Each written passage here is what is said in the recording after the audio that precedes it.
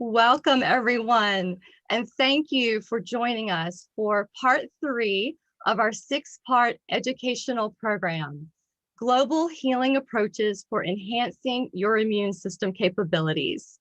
Today, we're talking about nutritional interventions for a healthier life, brought to you in partnership by Know We Well, the Doctor.com, and the Celiac Society of India. In this important 6-part series, we look at the most critical aspects of the immune system and how we can tap into ancient, integrative, mainstream, and cutting-edge practices to make it efficient and enhance its ability to handle day-to-day stresses and disease. In this series, we explore a regenerative whole health approach from top experts around the globe who will help you transform your body's ability to handle disease and give you realistic approaches to protecting yourself and your family. I'm Jane Lynn Britton, and I'm the Director of People Experiences at Know We Well. Before we get started, I'd like to call your attention to the Q&A at the bottom of your screen and to invite you to send us your questions. We will answer as many as we can at the end of our discussion today. We will also be showing our slides with the key takeaways right before the Q&A, so you have time to type in your questions as well as ask clarifying questions from the tips that we're discussing today. And now I would like to introduce you to our experts. Dr. Tom O'Brien is an internationally recognized expert and speaker focused on food sensitivities, environmental toxins, and the development of autoimmune diseases. He has almost 40 years of experience as a functional medicine practitioner and educator. He is a chiropractic doctor, a certified clinical nutritionist, a diplomat of the American Clinical Board of Nutrition, a teacher, book author, and founder of the Doctor.com, as well as the visionary behind the Gluten Summit, A Grain of Truth, one of the first online summits that brought together 29 of the world's experts on the gluten connection to diseases, disorders, and a wide range of symptoms and ages. And Dr. Tom is the Chief Health Officer at Know We Well. Ms. Ishi Khosla is a columnist, TV and radio speaker, a TEDx speaker, a researcher, and author focusing on the effect food has on the body. And she is a clinical nutritionist at the Center for Dietary Counseling in Delhi. Ms. Khosla has authored many books. Among them are Eating at Work, The Diet Doctor, and Is Wheat Killing You? Passionate about nutrition and a strong believer in the power of foods, she spearheaded the first of its kind health food company in India in the business of producing and retailing health foods and operating health cafes. Ms. Khosla also founded the Celiac Society of India to spread awareness about wheat-related disorders in India. Dr. Terry Walls is also one of our experts today. While she is unable to join us here live, she has recorded a very special video to share with us on how she used nutrition to reverse her own degenerative conditions of multiple sclerosis. She includes research and details of the healing program she created, which is the Walls Protocol, to address chronic health conditions and to help others achieve total health. Dr. Walls is a clinical professor of medicine at the University of Iowa, where she conducts clinical trials. She is also, as I mentioned, a patient with secondary progressive multiple sclerosis, which confined her to a tilt-recline wheelchair for 4 years. Dr. Walls restored her health using a diet and lifestyle program she designed specifically for her brain, and now she pedals her bike to work each day. She's the author of several books, including the Walls Protocol, How I Beat Progressive MS Using Paleo Principles and Functional Medicine. And she's the author of the cookbook, The Walls Protocol, Cooking for Life. Today's program will be moderated by Ms. Mala Sakri. Ms. Sakri has been rated as one of the 50 most influential women in media for 2 years in a row and is one of the most prominent names in Indian media and entertainment circuits. She was host of a popular TV show and has been moderator and anchor for many group events and programs, interviewing celebrities like Dr. Deepak Chopra, Dr. Jeffrey Life, Vishal Dadlani, and more. She has also launched and run operations of the most popular health and lifestyle magazines in India, including Cosmopolitan, India Today, Plus, Women's Health, Good Housekeeping, and others. And now it is my pleasure to turn it over to your moderator, Ms. Mala Sekri. Thank you, Jane Lynn. Good morning, good afternoon, good evening, wherever in the world you are. It's our pleasure to welcome you to this 6-part series. This is episode number 3. Keto, Paleo, South Beach, Atkins, liquid diet, carb diet, GM diet. We have gone through decades of following one regime or another. Eggs were good, eggs are bad, eggs are good again, this oil, that fat, dairy is great, don't eat dairy. Goal should be weight loss, goal should be good health, eat this, not that. And then the pandemic strikes. Seemingly fit people spending hours in the gym, drinking protein shakes, running, cycling, jogging, fasting, vegans, vegetarians, paleos, being infected, some severely, others mild. The virus did not make a distinction, or did it?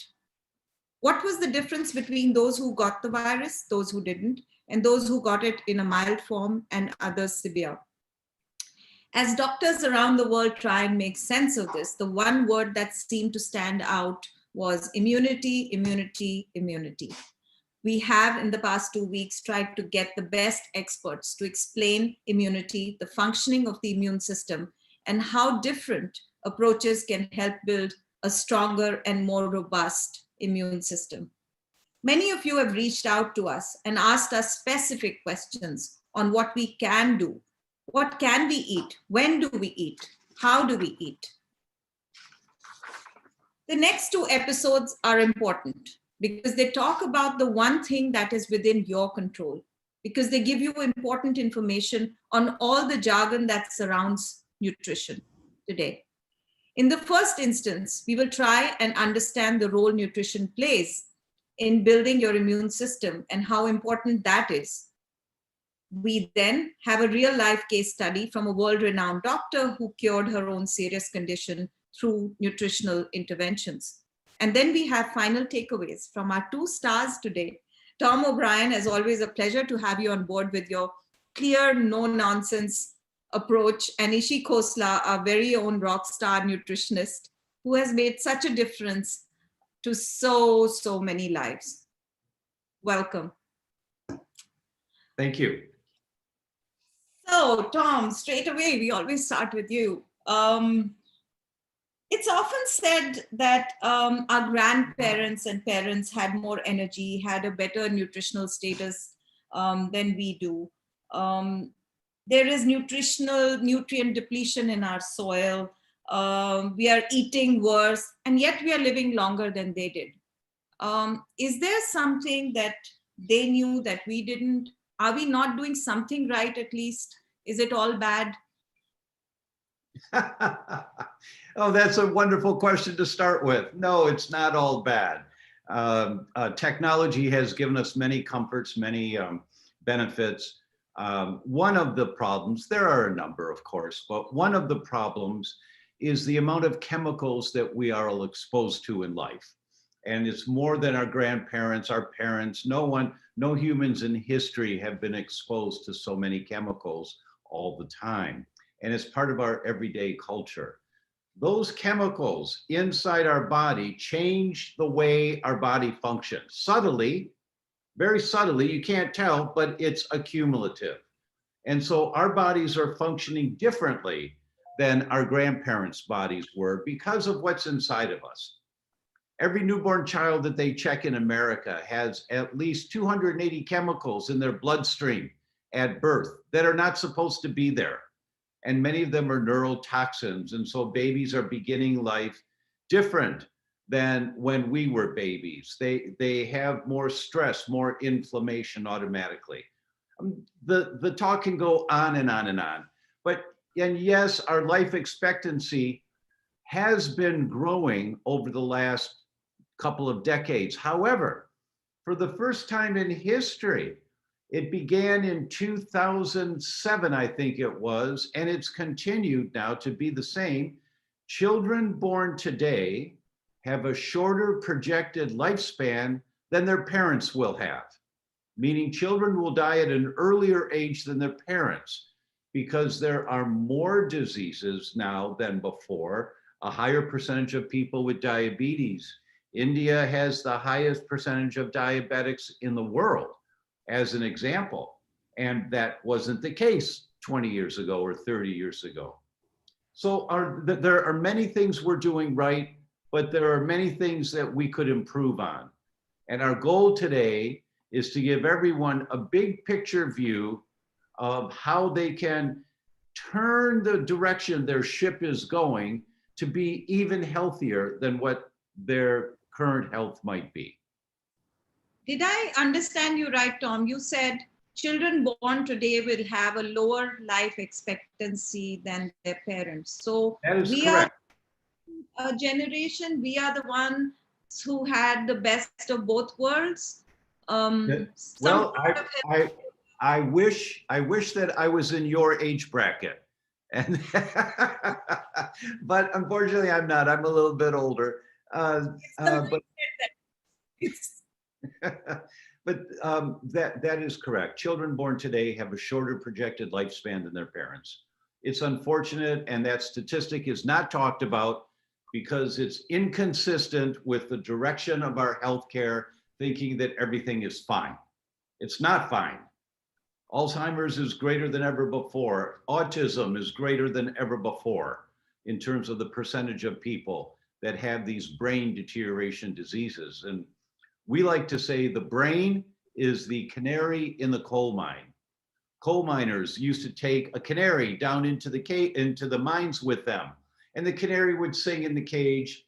But if there was a gas leak, methane gas leak in the mine, the canary, very sensitive, it would fall over and it would not sing anymore. And the miners, if they didn't hear the singing, they immediately blew a whistle and got out of the mine because humans can't smell methane gas.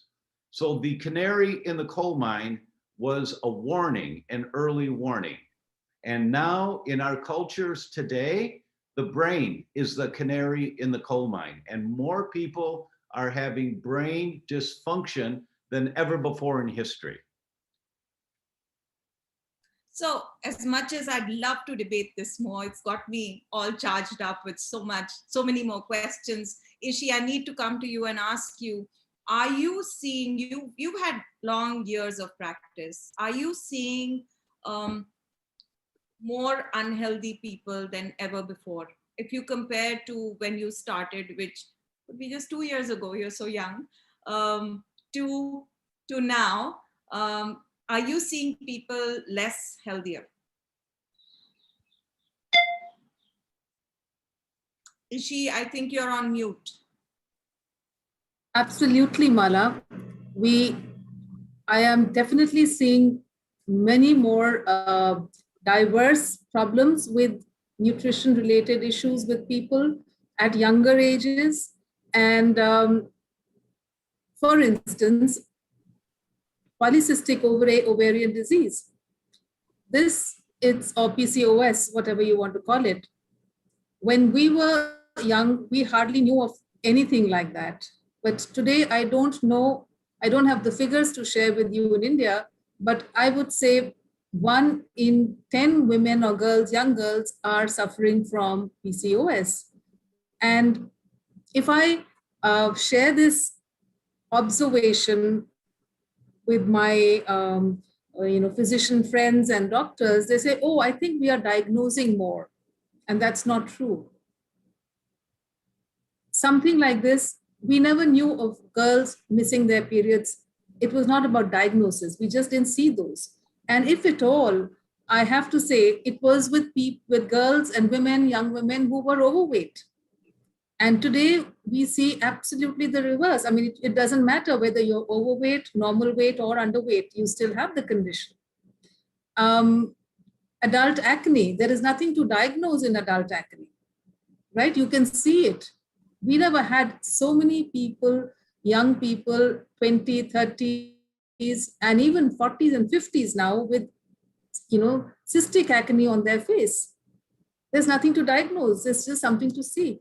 So just to tell you, yes, and of course, we are seeing far more congenital problems than ever before, whether it's type 1 diabetes, whether it's high thyroid disorders, and of course, like Tom said, autism, far, far more than ever before. And obesity is the king. It's like unreal. So the more aware, the more information that has been shared in the last 20 years, the bigger the epidemic it is, and it's seemingly completely not in our control. So yes, whether it is neurological conditions, whether it is metabolic conditions, whether it is skin conditions, whether it is arthritis, everything, and of course, not to mention cancer, we are seeing far, far more. So we are seeing more disease. Children born today will have a shorter lifespan.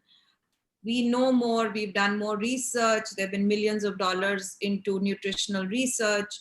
There are lots of things we can't control. We can't control the environment, climate change, pollution, 5G, etc., etc. Can this change, Tom? What can we do right now to say that in spite of all the gloom and doom painted, we can expect to live reasonably healthy lives in the lifespans that we have? Very good question. And let me just say, as Ishi was talking, the miracles of technology. I typed on my phone, what is the percentage of women in India with PCOS? And it's 1 in 5. 20% of women in India suffer from PCOS. That's how bad it currently is. And this is an example. We think technology makes us healthier. It does not. Technology is a tool that we can use, but it doesn't make us healthier. And we have taken for granted that if we just do what our doctors say and we'll be fine and we'll be healthy, but the outside environment is not as safe as it used to be. The environmental toxins more than ever in history. So if you want to be healthy, we must all change the way that we think about health so that we take positive steps to protect ourselves and protect our family. And this is not something you do one day, okay, I'll take 2 hours and I'll read about this, and then you're done. This is a daily bit of your life now, and it's unfortunate, but you have to be aware daily, what can I do to protect myself and stay healthier and stronger? What are the little things that I can do? I call them baby steps. What are the baby steps that I can do that by themselves are not going to make a difference? For example, go out for a nice dinner with your spouse. Should I order the French fries or sauteed vegetables? That's a baby step for your health. When you think, they say vegetable, oh, I'll have the vegetables. I mean, even I eat French fries once in a while, but I don't do it very often. I'm not perfect. No one needs to be perfect. You just have to have more experiences of doing what you know keeps you younger, stronger, healthier. More of the little baby steps to be healthy than the baby steps to be sick. You have to have. So basically you're saying be consistent in the way that you deal with your health, and you can't binge one day and then go on a 10-day fast. Basically just follow a very moderate sort of step-by-step approach to good health. Yes, many people say, and some doctors say, well, I can binge once in a while. I have a cheat day. On my cheat day, I'm going to cheat. We'll put that on your tombstone. She had cheat days regularly. When is it ever okay to eat things that are inflammatory? It's really not. And I don't do it very often anymore, but you know, that if there's a special occasion, I might do something that's not great for me and I might feel it the next day, but those have to be rare occasions. You can't do that every week. Well, I can have a cheat day once a week. Says who? No, you can't. You know, once in a while, okay. But all of the baby steps, all of the little things you do that you learn here in our 6-part series, all the little things, they accumulatively will make you stronger. They strengthen your immune system. They regenerate healthier cells in your body. But the change is how we think about it. You can't say, well, I'm going to keep living the life I lived and maybe I'll take vitamin D, but I'm going to keep eating the way that I've always eaten. That's not going to work. You know, it just won't get the job done. I can see you losing your Mr. Popularity title. Sorry. Ishi, you spoke of weight loss, and you know, so far, it's been seen as a cosmetic, aesthetic goal that people like to change this about their body, right? Yet now, as part of this pandemic, it's been cited as a comorbidity. Are people beginning to take this a little more seriously? And why I ask this question is because you can lose weight in unhealthy ways, right? Whereas lose weight in the right way should be your goal. So maintaining your nutritional status and good nutritional status should be equally important. So what is it? How do you strike that balance? So first, let me answer the first part of your question. Well, certainly comorbidities have played a huge role in mortality with COVID. And they say in some studies that only 94% of people who have died with COVID had one or more comorbidities. And only 6% actually died just of COVID. And among the comorbidities include obesity, diabetes, heart disease, high blood pressure, etc.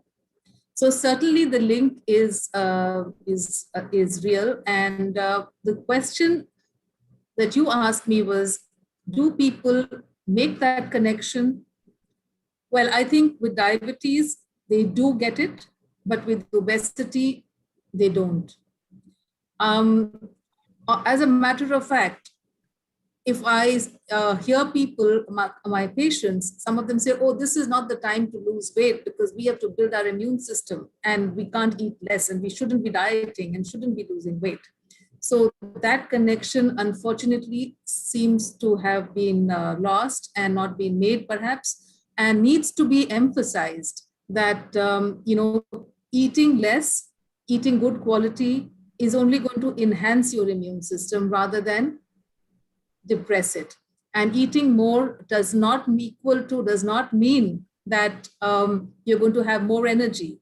So it's the quality of your food, which is very important. It's all about how much you're eating, what you're eating, how you're eating, when you're eating, which will matter and which will translate into a better body, stronger body, and more resilient. So clearly, that is something which every listener must understand, that losing weight is something which, if it's done well, if it's done correctly, and not just with calorie counting or one of the nutrients, like going on a low-fat diet or a low-carb diet, it doesn't work like that. So that's another conversation, how to do it. But certainly it is an important goal, particularly with the backdrop of the pandemic. And I always say it's not about weight loss alone, it's about waste as well. So lose weight and your waist. So the fat around your tummy, that is inflammatory. Obesity itself is an inflammatory condition, but the fat around the tummy is called the abdominal fat or the apple-shaped obesity, the central obesity, whatever you want to call it. that is far more inflammatory than fat in any other part of the body. And in India, we find several people who are really thin with their BMIs being normal, but they have bellies in front, and that also needs to be trimmed.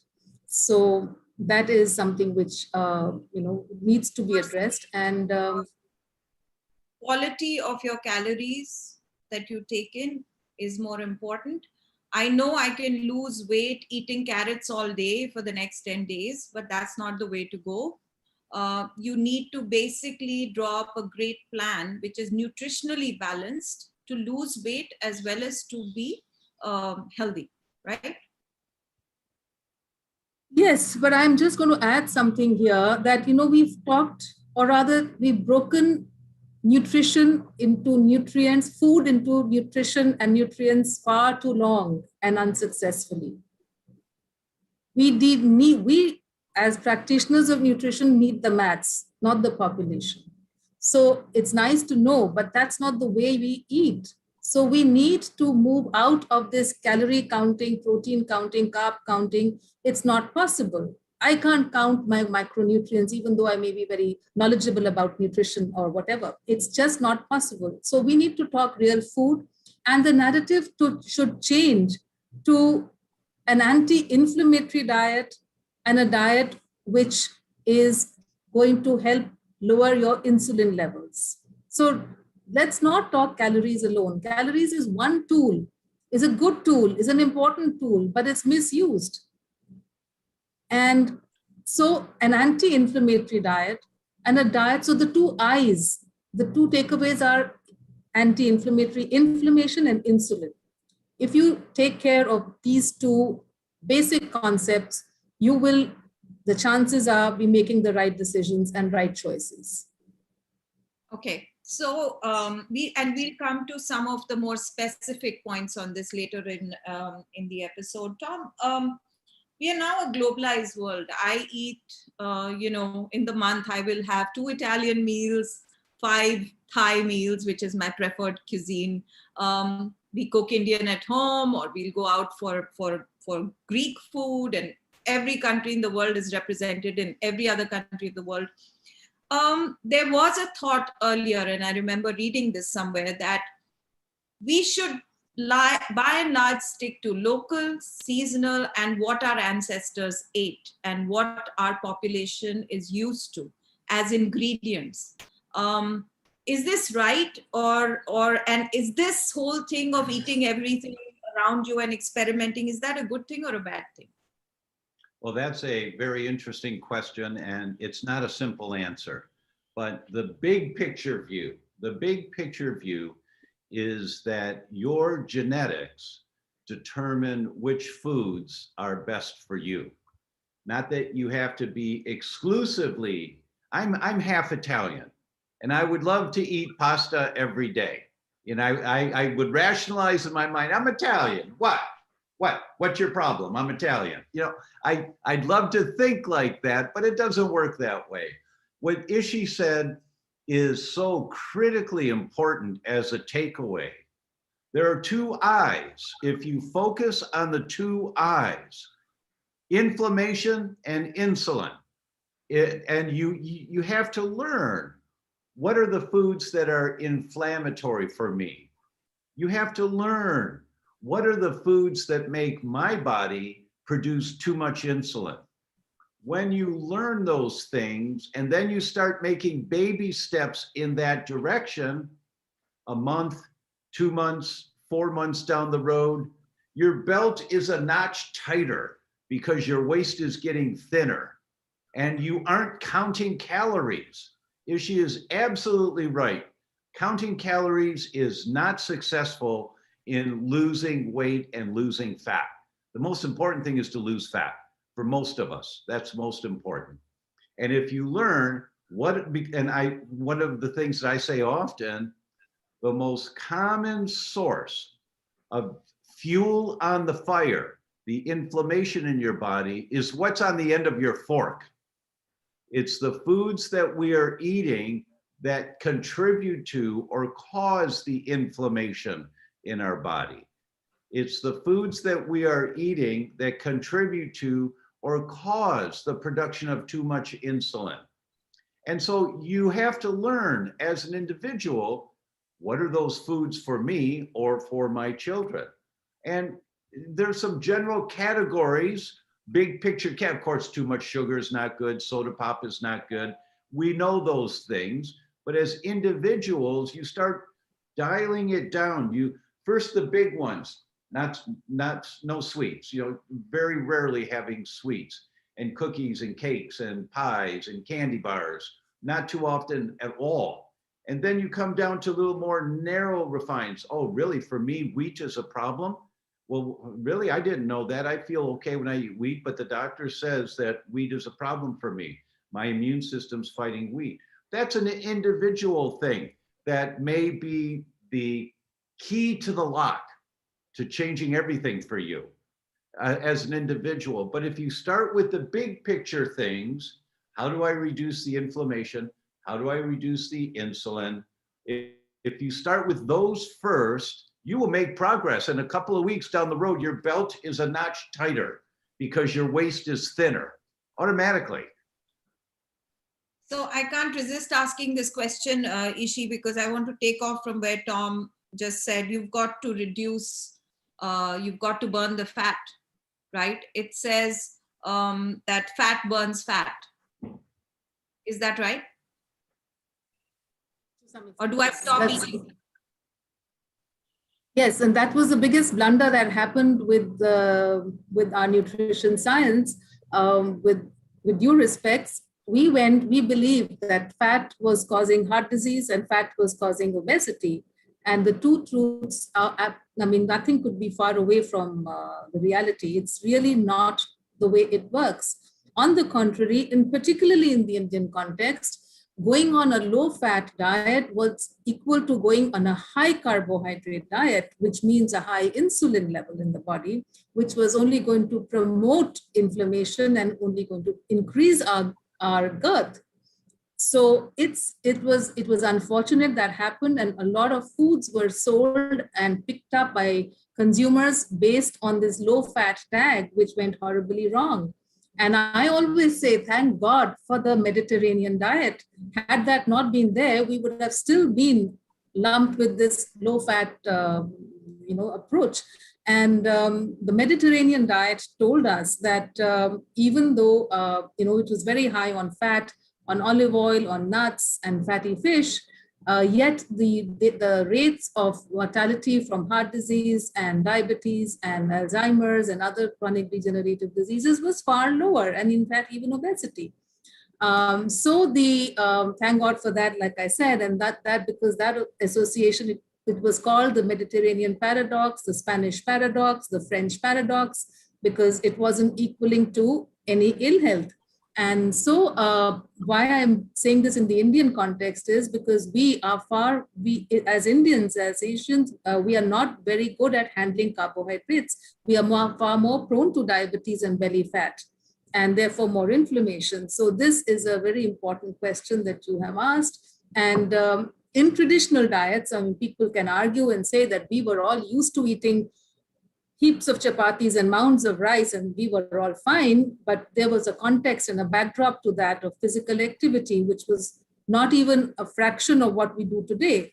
So there is no comparison in what the requirements for energies and calories were for then, and that they justified that and they needed it. And it is also the cheapest form of energy. So let's not say that it's out of context, but in the urban scenario, these are certain issues which need to be brought up, and good fats are good for us. Let's put it that way. It's the bad fats, and it's also about saturated fat, which went out of fashion very unfortunately, taking away some very valuable fats from our foods in traditional diets.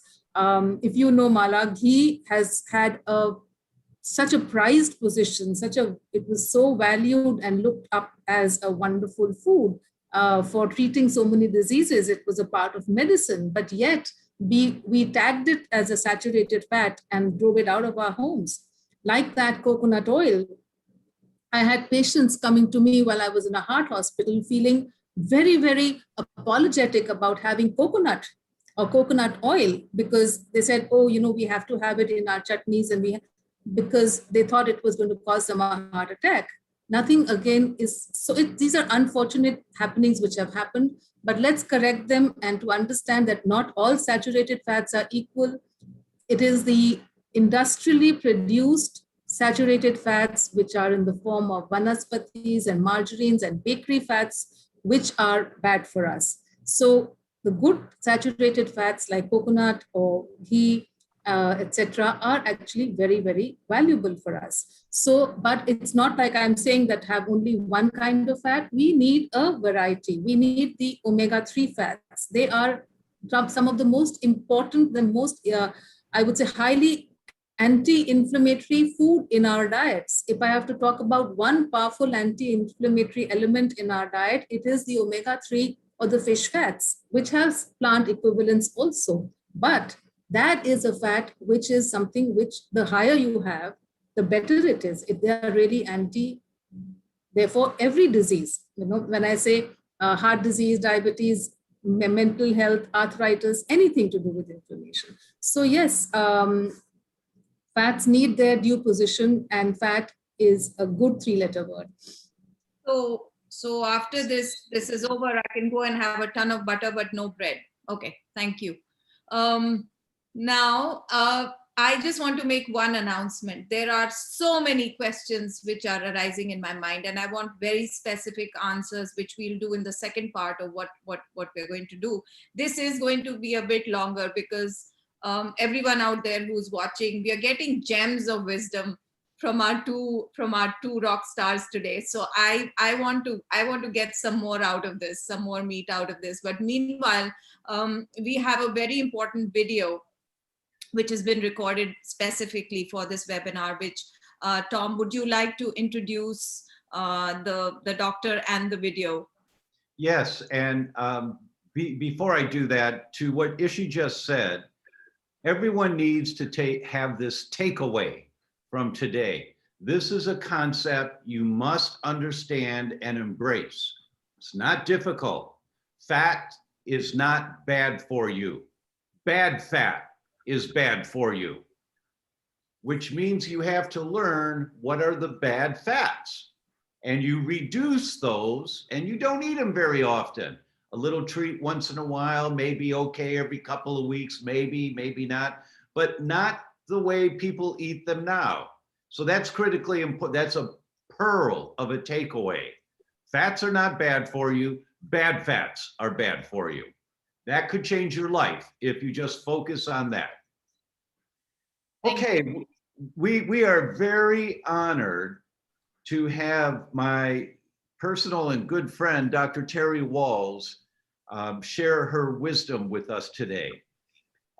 Terry and I have known each other for many years. We've shared the stage many times in many different cities around the world. When we walked into a room and we saw each other in London, I think it was a couple of years ago, Terry, hi, how are you? A hug.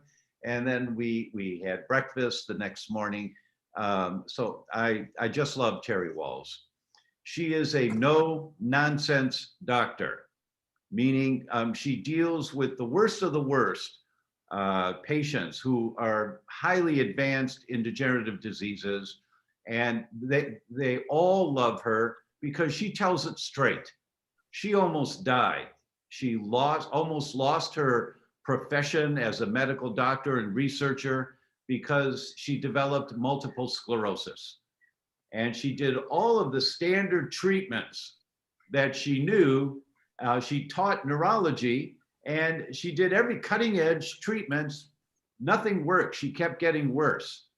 And eventually, she'll tell you the story. I won't give the story away, but eventually she realized she has to do something different. Every one of you here that is not happy with your health, you have to do something different. So when you listen to Terry's story, Dr. Wall's story today, think about the courage it took for her to do what she did and how that might relate to you.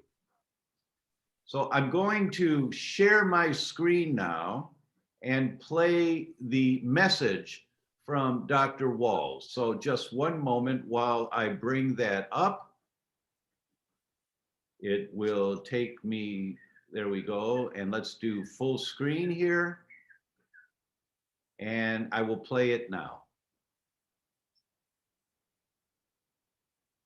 20 years ago, out walking with my wife, Jackie, a half mile from home. My left leg grows weak. Dragging it, I hobble home. The neurologist says, Terry, this could be bad or really, really bad. At night, I think about my zingers, the jolts of electrical face pain that have grown relentlessly worse for 20 years. And I pray secretly for a fatal diagnosis. 3 weeks later, I hear multiple sclerosis. 3 years later, I hear tilt, recline, wheelchair. I take Novantrin infusions, then Dietary infusions, but nothing helps. I am too weak to sit up at my desk. My zingers turn on. My 10-year-old daughter, Sebi, hugs me as tears stream down my face. I am a physician. Night after night, I go to PubMed to read the basic science, and I begin experimenting on myself. The speed of my decline slows. And then I discover a study using electrical stimulation of muscles and ask my physical therapist, can I try that? It's called E-stim. My test session hurts bad, really bad. But when it's over, I feel great. And I begin doing E-stim to as much pain as I can tolerate. My physicians say functions once lost will not return because I have secondary progressive MS. I add meditation. I redesign my paleo diet based on all the science I have studied for years. And 3 months later, I sit at my desk. My zingers are gone. And 6 months later, I walk without even a cane. And then, for the first time in 6 years, with my son, Zach, jogging alongside on the left, my daughter, Zeb, on the right, I am back on my bike, biking. It transforms how I think about disease and health. It transforms the way I practice medicine, and it transforms the focus of my research. 10 years later, I received the Linus Pauling Award for my groundbreaking clinical research and patient care protocols. I am Terry Walls, and I am transforming the care of millions around the globe, restoring hope for a better life. So I'm thrilled to be with you today. And let me share my screen, and I'll talk with you about dietary approaches to treating MS-related fatigue. My website's terrywalls.com, and you can find more information about my work and my research there. So MS is a autoimmune condition where the immune cells begin damaging the myelin, or the wiring that connects the brain cells. And we also know that in addition to damaged myelin, there is atrophy or shrinkage of the brain and shrinkage of the spinal cord as well. Now, in 2002, I was introduced to the work of Lauren Cordain. And so after 20 years of being a vegetarian, I went back to eating meat. I adopted the paleo diet. I gave up all grains, legumes, and dairy. But the following year, I still needed a tilt-recline wheelchair. I was still declining. Now I discovered the Institute for Functional Medicine. I took their course on nerve protection. I'd been reading the basic science. I discovered electrical stimulation of muscles, and integrating all of that really transforms things. Again, the timeline, symptoms began during medical school in 1980. I had an episode of dim vision, and then had leg weakness and was diagnosed with MS. I started on Copaxone. I adapted the paleo diet. And then I converted to progressive MS. I added various vitamins and supplements. I started on Dietary. I switched to Cellcept. And then in 2007, I discovered the electrical stimulation of muscles and the Institute for Functional Medicine. And at the very end of 2007, early 2008, I reorganized and structured a paleo diet. I added meditation. I was increasing my e-stim. And I was able to bike. In fact, 1 year after that photo was taken of me in my tilt recline wheelchair, where I could not sit up in a regular chair, I completed an 18.5 mile bike ride. So let's talk a little bit about nutrition. There's increasing awareness that nutrition is very important to mitochondria and to the brain. Bruce Ames, who is a brilliant nutritional biochemist, identified these nutrients as particularly key for mitochondria: zinc, magnesium, biotin, vitamins K, D, A, lipoic acid, and acetylcarnitine. There are a number of observational studies that have identified that patients consistently don't eat enough fruits and vegetables to meet governmental guidelines, and that the vast majority have less than 3 servings of vegetables per day. The Dietary Inflammation Index is a tool that's used for large observational studies. And this index was made to measure a dietary parameter, whether it made these inflammation molecules more or less active. And now some of those molecules increase inflammation and some calm the inflammation. And they looked at about 2,000 articles to create the index. They have 45 different food parameters that were identified as driving most of this change. They measured calories, protein, carbohydrate, fat. The minerals that turned out to be most important were iron, magnesium, selenium, and zinc. And then the vitamins, vitamin C, D, A, and E. And then the fats: cholesterol, saturated fat, monounsaturated fat, polyunsaturated fat, and then the 2 essential fats, omega-3 fat and omega-6 fat. Trans fat is actually very inflammatory, so the more you have of that, that's a problem. And I want you to know that saturated fat is not entirely a problem here, in that cholesterol and saturated fat are necessary nutrients for the body. They also looked at a number of polyphenols or antioxidants in a number of spices, alcohol, caffeine, green and black tea. And a little bit of alcohol is okay. A lot of alcohol is definitely a problem. Again, it's been used in more than 200 studies. A minus 8.87 is the most anti-inflammatory diet. And there are many dietary patterns that have anti-inflammatory features: the Mediterranean diet, the Mind diet, Paleo diet, the diets that I teach, the Walls diet. The most inflammatory diets are high in added sugars, processed foods, and these are the Westernized diets. And even there in India, as India has become more advanced, because sugar in highly processed foods stimulate the dopamine centers, many Westernized countries, as they become more Westernized, are developing a more inflammatory diet.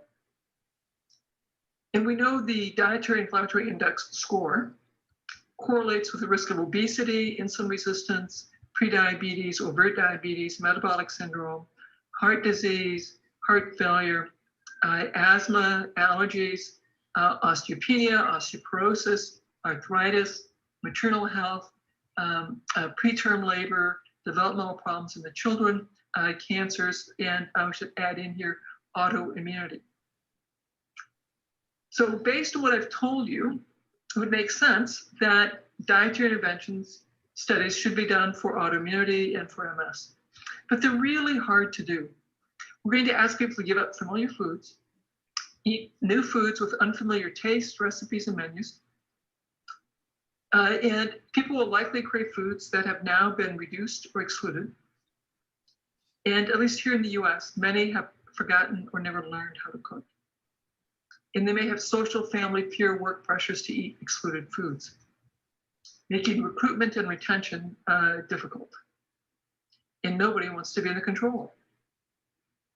We ask people to stop processed foods, gluten, dairy, and eggs, because those food groups were severe problems for me. Now, the reality is changing dietary patterns is really hard.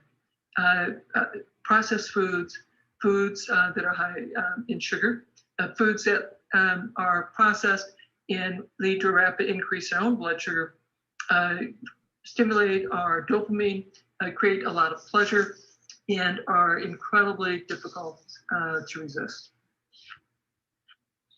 So in my clinics and in our clinical trials, we work with our patients to identify why they want to make this change. And in my clinics, we develop a mutually agreed upon dietary plan that the whole family can do together. And then I encourage removing the excluded foods from the eating environment. Now, we have a handout for behavior change, the next steps, and you can get that at cherrywalls.com/betterhealth. Now, some of the questions that people have asked, how do you deal with your physicians who may be resistant? Tell them you want to eat more vegetables and you want to reduce the sugar and you want to improve the quality of their diet. And you just want them to monitor your blood pressure, your blood sugars, and your health overall, and adjust medications if warranted. In our clinical experience, I'll stop the share for a moment.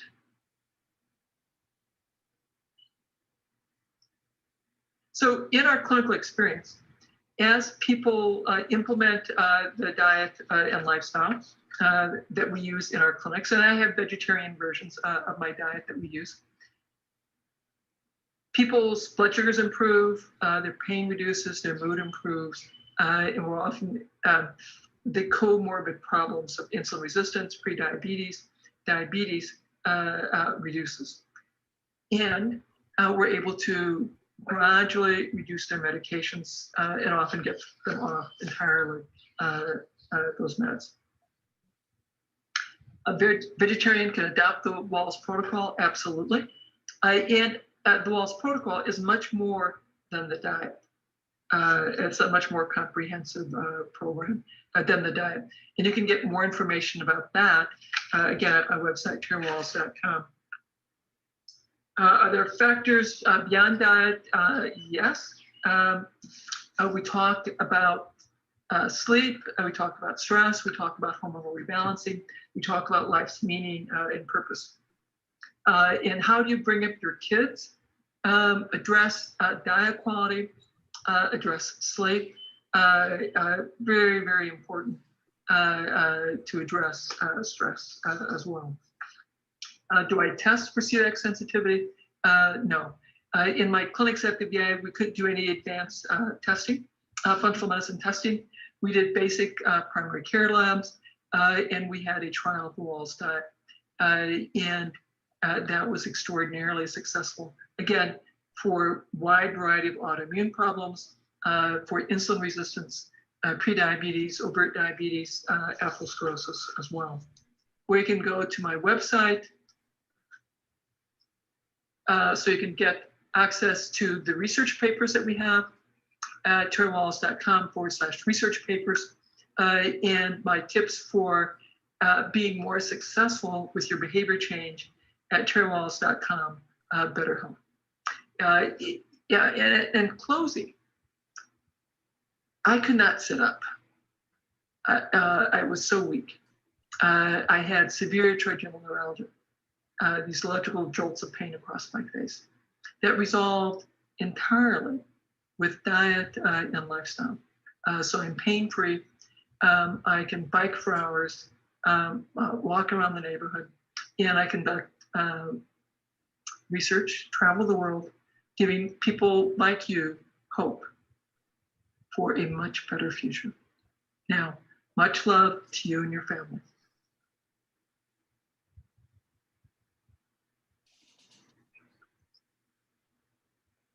Thank you, Tom. That's really remarkable, and I don't care if your nose is clogged. If you want to make your body I'm sorry, a very one moment. violent place for viruses to live in, start with breathing through your nose, take your vitamin D and C. If you see teeth imprints on your tongue, then your mouth is too small for your tongue. I think you gotta have a drink. Terribly Okay. sorry. So that's a live example of how diet and nutrition can take care of serious disease. And I think everyone who's watching needs to think about this a little more deeply and perhaps go into what she has done in more detail. Tom, just taking off from where she left off, she talks of elimination, right? And so if all of us give up dairy, eggs, gluten, etc., we are taken care of? It's as simple as that? No, no. There are some foods that are most common to be inflammatory in the body for some individuals. There are some foods that are that way. And as Dr. Wall said, that's where she begins with the common ones. But it's certainly possible that some people may be sensitive to tomatoes or to rice. I mean, any food could be the problem, but the basic ones that Dr. Walls referred to are most common. Okay, so let's talk about micronutrition, because she seems to have referred to that a lot as well, and the sort of minerals and vitamins that your body definitely needs. What I'm hearing most often, and I'm sure you hear it more than I do, that my doctor says if you eat everything, you'll get everything that you need. You don't need to supplement. You don't, everything is contained in your food. Our food is designed to give you all the micronutrients. What is your view on this? And if you were writing a prescription for yourself, what are the top 3 supplements that you would definitely take? Very good question. We have to understand that our food today does not have the same quality as that food 30 years ago, because the soils, when you grow crop after crop after crop after crop, and the farmers put the nutrients in the soil that help the plant grow and produce more tonnage per acre, so they make some profit. They don't put calcium in the soil or selenium or boron. It has no effect on how much the crop weighs when you harvest it. And so over time, our soil loses some of its micronutrients, so the plants that grow have much less micronutrient. In the farming areas of Central Valley in California, they published a study where they took, I don't remember how much weight, maybe 500 grams. I'm making it up. I don't know how much it was, but 500 grams of broccoli growing in the 1950s, and they measured the vitamin C content of that broccoli. And then they did the same valley, the same type of broccoli in the 1980s, and they measured the vitamin C content. It was 23% of what it was 30 years earlier. That we're losing the guts in our fruits and vegetables because of the commercial farming practices. It's why it's so important. I always encourage our patients to support your local organic farmers. You, of course, always want to eat organic if it's possible, less chemicals, less pesticides, insecticides. And so finding the local farmers and supporting them, then you've got the freshest food for your family. But there's no question that the nutrient content of most of our food today, the commercially prepared food, is less than it was 30 or 40 years ago. So what would you supplement with for yourself? The most essential nutrients, in my opinion, vitamin D is the top of the list, the number one, most important. And we've seen many studies now during this time of viral crisis, the virus, where vitamin D helps It doesn't cure you by itself, but it always helps to strengthen your immune system. Most important. The minerals, making sure you get enough minerals is critically important. And then the good fats, as Ishi had talked about, the omegas, omega-3s especially, and omega-6s. So if there were three, those would be the three. But and I would never limit myself to those three, but if I had to, it would be vitamin D, minerals, and good fats. Okay, so Ishi, I'm going to address the all sensitive issue of gluten, because gluten is something that's so you've been single-handedly battling this for a long time now. You get a lot of resistance. There are a lot of people who say, she's just going to say take us off gluten and everything will be okay.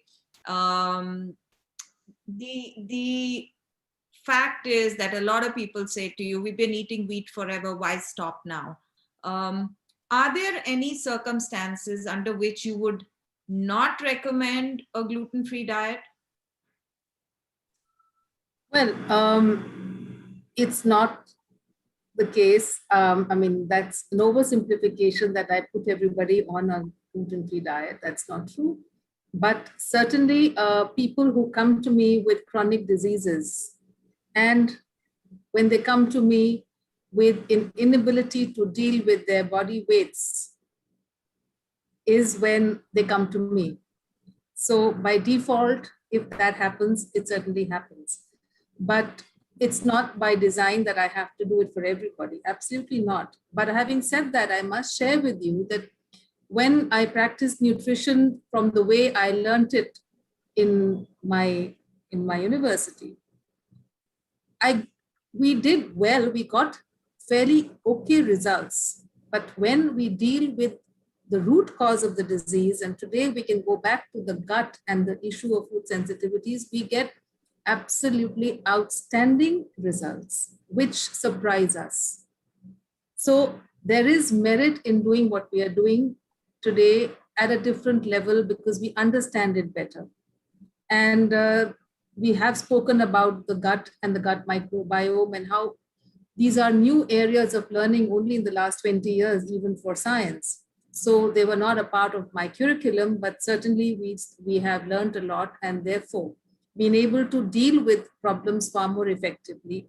And to answer that simple question, when would I not use a gluten-free diet, is when it is not warranted. When an individual has no risk factors, no obvious risk factors, is living in a non-toxic environment, has a reasonably healthy body and is energetic, I have no reason to suspect a sensitivity. So yes, but if you come with me with problems for which I can find a solution which is rooted in some form of food sensitivity, yes. And it is not, let's not oversimplify this whole area of gluten. It's about grains. It's about many grains. It's not one. And it's again about, sometimes it's dairy, sometimes it's maybe, like Tom said, multiple issues and multiple sensitivities. So we need to do a deep dive and work at eliminating different things only. But having said that, a clear message to everyone who's listening: elimination is only done when we know it is warranted. We have been trained to give you everything. That's the way we think. We will not eliminate unless it is needed. Variety of things in moderation, eating everything has been the principle we have followed and would love to follow unless warranted. So that's very clear. And even if we do a elimination of certain grains, it is not going to be working like magic unless and until the choices made are good. That means it's a healthy diet, that alternatives are good for you. So we have made many mistakes in nutrition science by, taking out the fat or taking out the sugar or taking out, the combination of, say, adding extra protein. None of these things singly work. So just avoidance of certain foods is not going to equal to good health. And let's not think that just going on a gluten-free diet is going to be the panacea for everything. Let's not oversimplify it. It's far deeper than that and far more than that. Okay, so I'm just going to ask you some very quick questions. I need 1 or 2 word answers. Top 3 good fats, Tom. The top 3 good fats: olive oil, olives, olive oil, cold water fish, and nuts, fresh organic nuts. Great. Ishi? Well, may I repeat?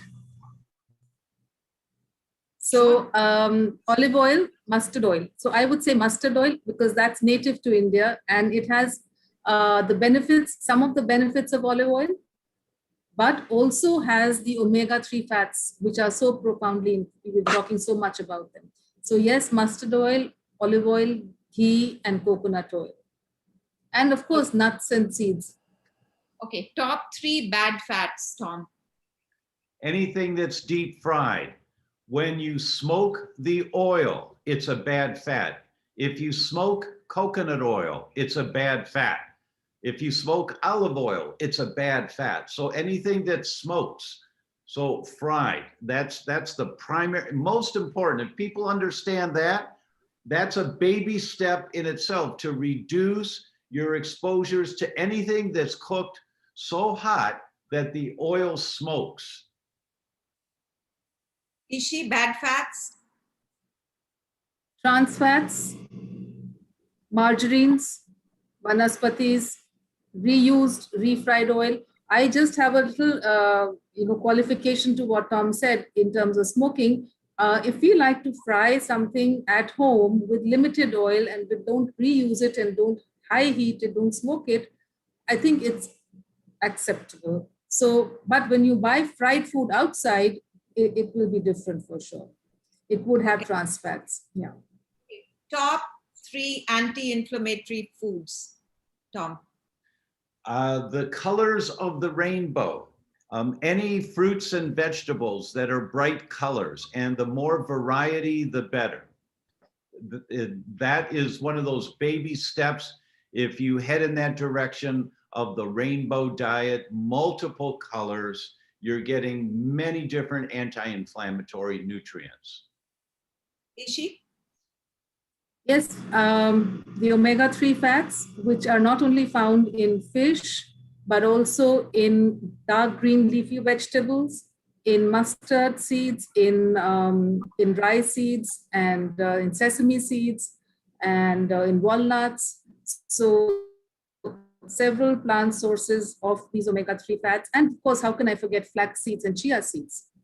They are very, very rich in omega-3 fats. And of course, all our spices, and including the vegetables, which are all the ones which Tom has talked about, but our spices, including turmeric, is highly potent and anti-inflammatory. So, okay, Tom, 2 or 3 foods you would eat every single day. Water. The only thing that we should eat every day is water. Everything else grows in seasons. And so there's nothing that I would recommend we eat every single day.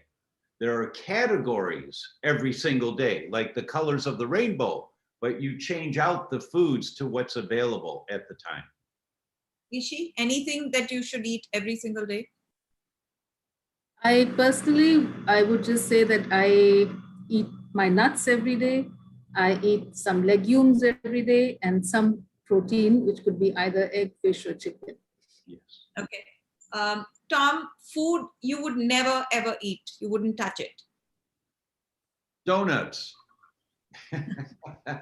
I grew up on donuts, but no more. So I stay away from that. And for me, I never ever eat wheat. But I tested and found out that my immune system was fighting wheat.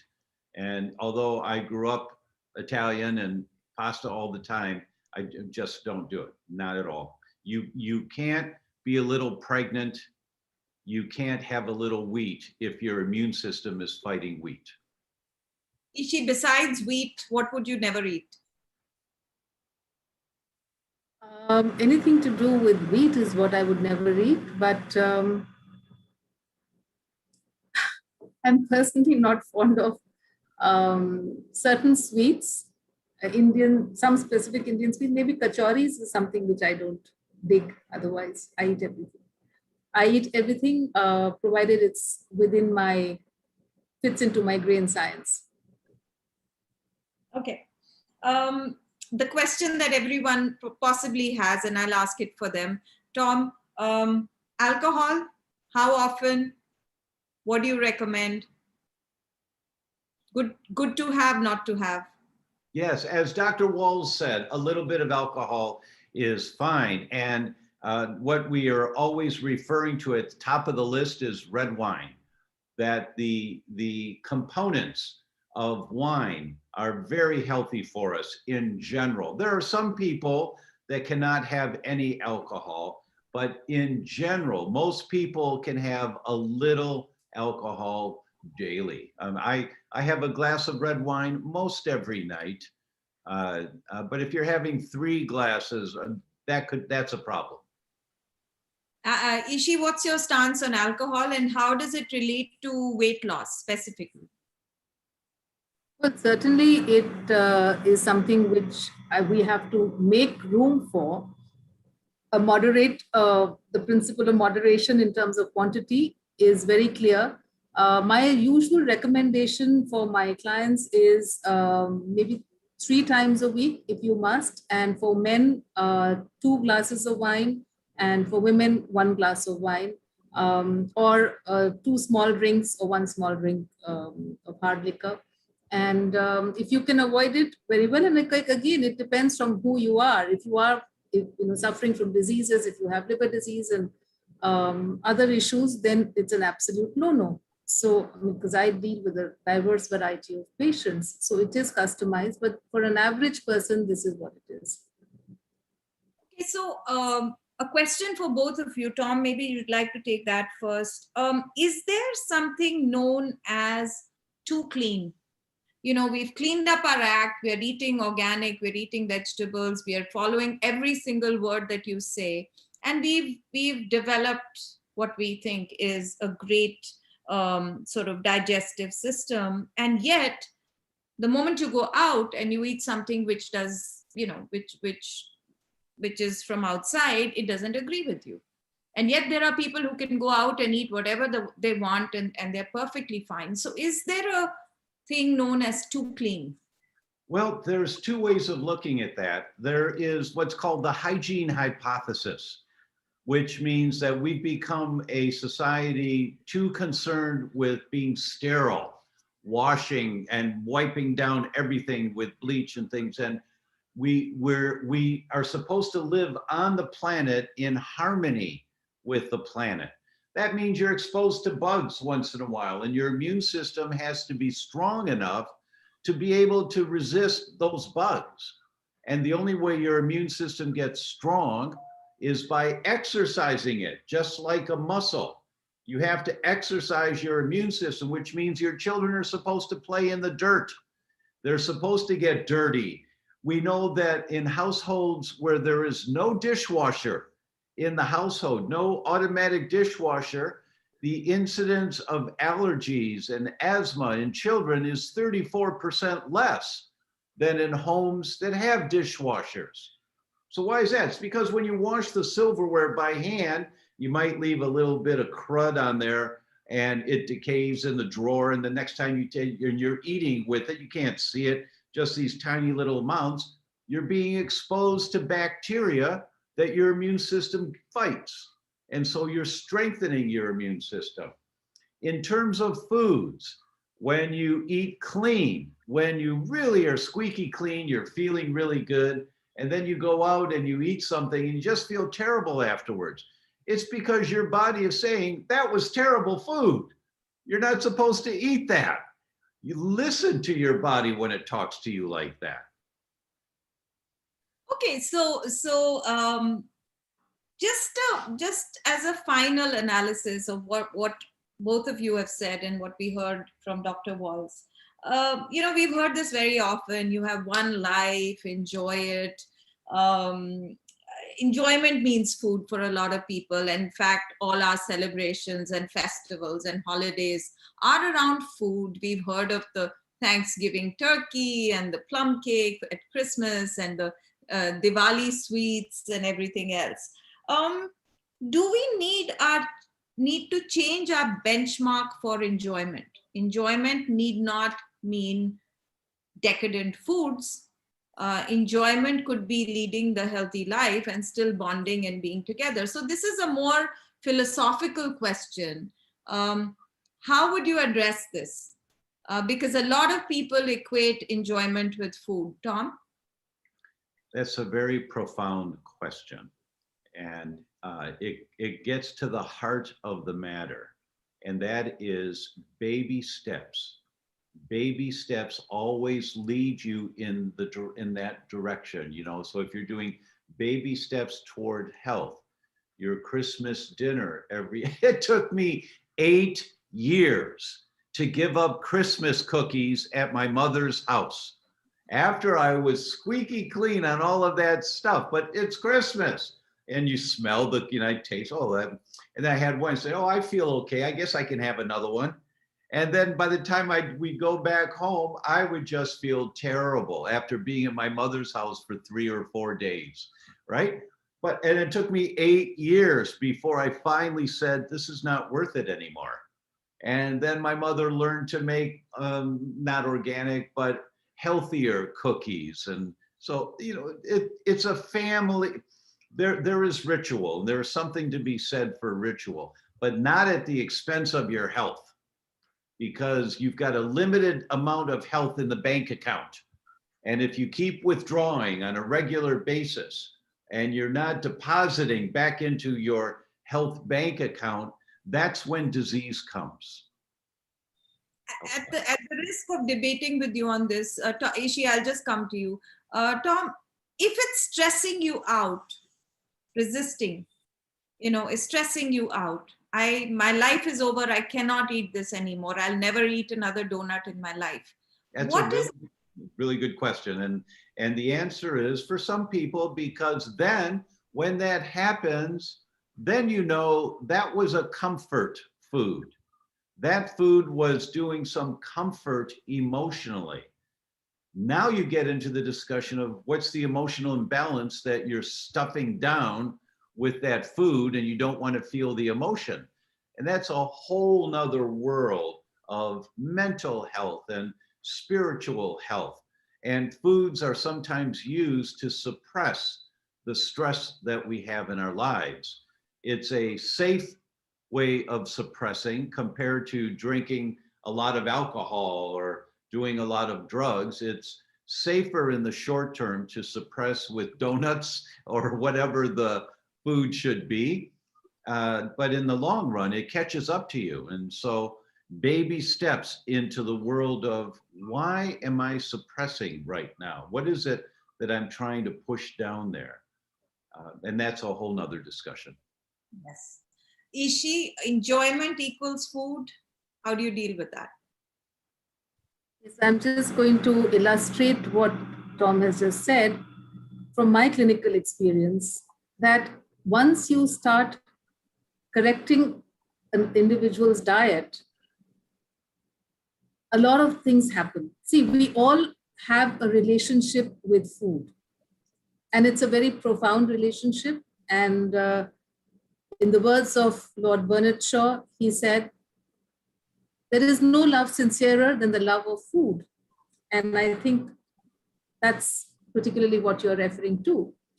And in my experience, when I change the diet of an individual, when I minus whatever is needed and add whatever is needed, and in your language, maybe I can say, when they start eating clean, this struggle automatically goes away.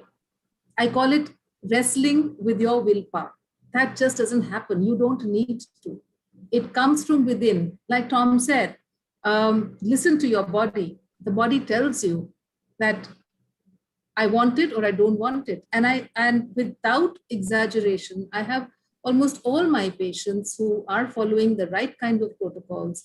They say if people are eating around us, it doesn't tempt us anymore. It's not philosophy, it's real, it happens to them. It happens to children. So this is, and on the contrary, when they eat wrong, when all those the desire to eat, the instincts come back. So there is something going on. And after studying all this, I have figured that there is what we call a control panel of sorts in our gut. And when that gets inflamed, you're literally bombing your control center. Things change. And when you bring it back to normalcy, and we all have those checks and balances. And I think the best example I could give you is babies, when they are born, nobody needs to tell them when to stop and what they like to eat and what they don't when they're babies. When they grow up on wrong food, they go all over the place.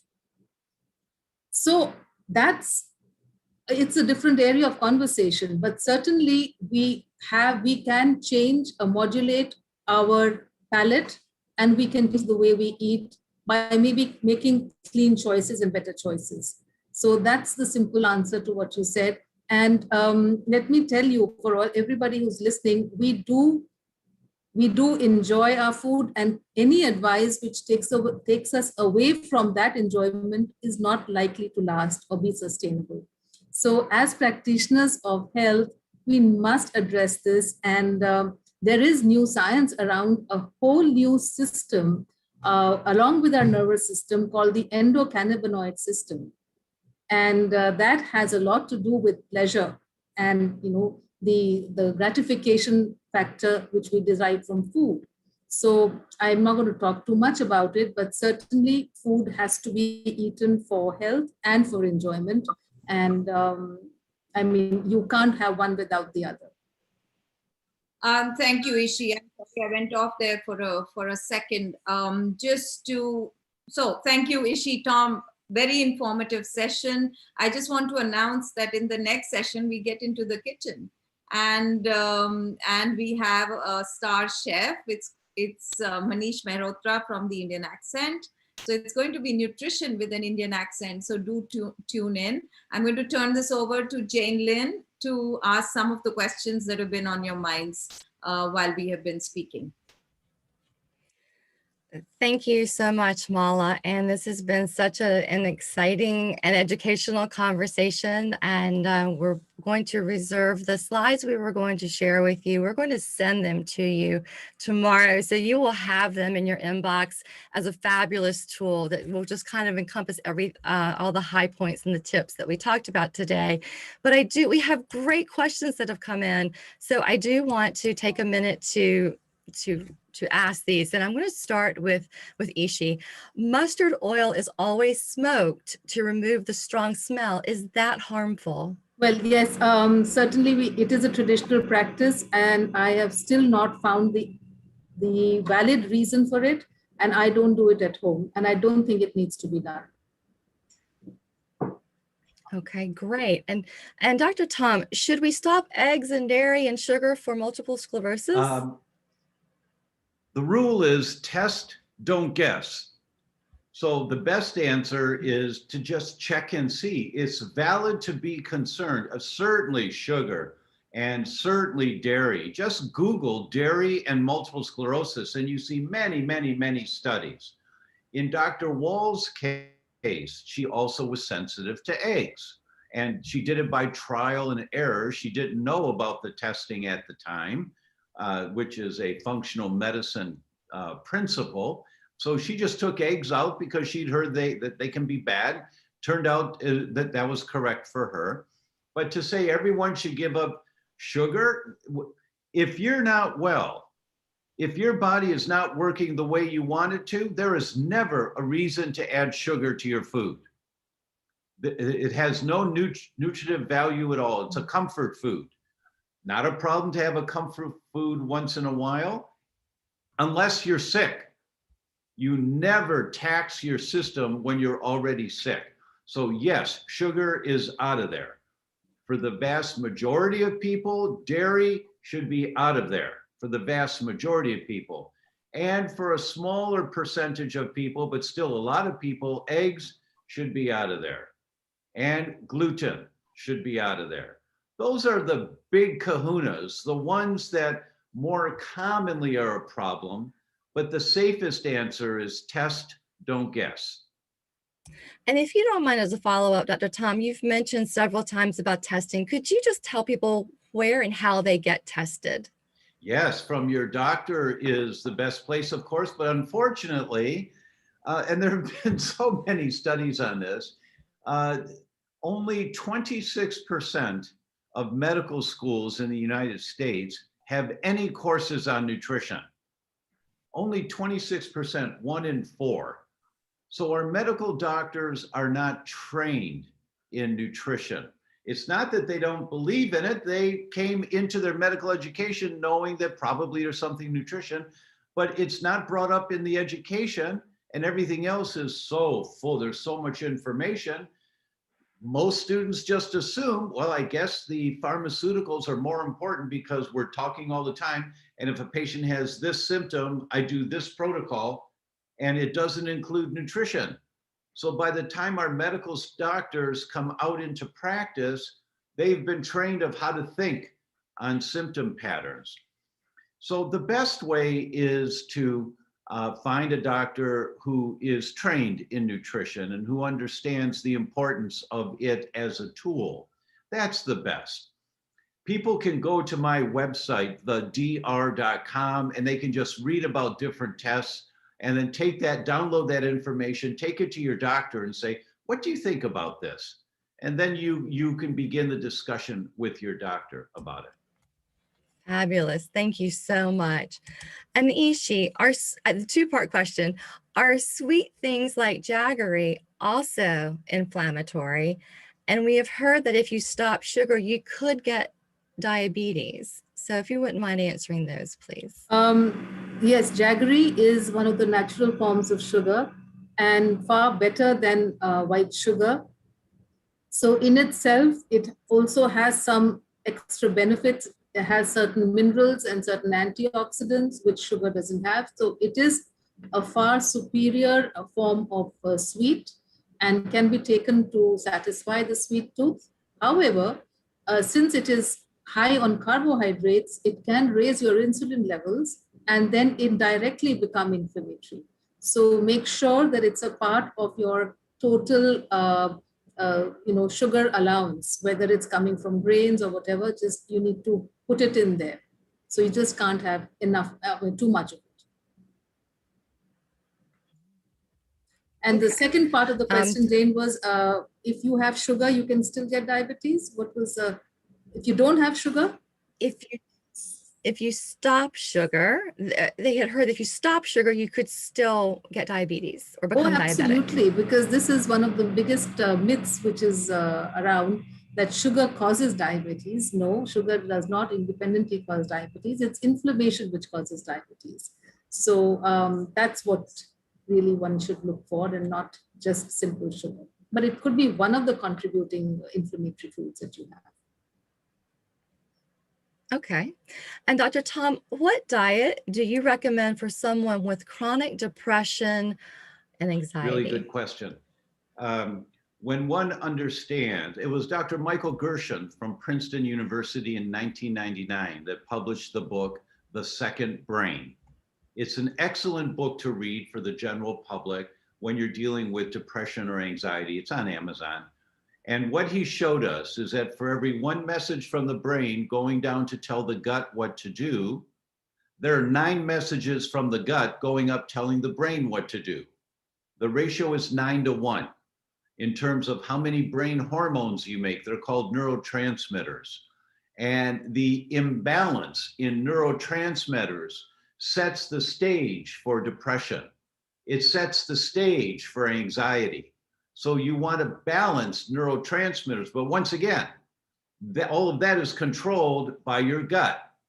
So whenever you're dealing with depression or anxiety, one of the most important components to your protocols to get better is to heal the gut. And you have to learn how to heal the gut. And we can't do that here. That's an hour discussion in itself.